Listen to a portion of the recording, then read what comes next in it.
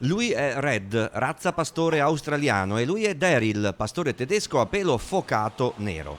È affidato al loro olfatto e all'addestramento che hanno ricevuto il compito di trovare droga e spacciatori in giro per Padova. Saranno ai comandi della polizia locale, di agenti specializzati. Sono addestrati per la ricerca dell'hashish, la marijuana, eroina e cocaina, quindi alla fine gli stupefacenti più diffusi sul territorio. Red e Daryl hanno come esempio il collega Lucky, pastore tedesco, che nell'ultimo anno ha portato a casa un bottino di ben 5 kg di stupefacenti vari. Potremmo garantire un servizio 24 ore su 24, 7 giorni su 7, alternando questi straordinari cani e quindi questo sicuramente ci consentirà di garantire maggiore sicurezza all'interno del nostro territorio.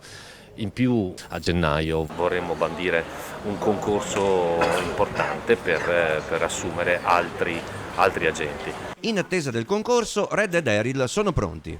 Già da questi giorni ci stiamo concentrando in questa zona di Padova, quindi la cosiddetta Primarcella piuttosto che l'Ansa Borgomagno e questa porzione del quartiere, l'ex quartiere 2 Nord, che purtroppo è caratterizzata da determinate peculiari problematiche.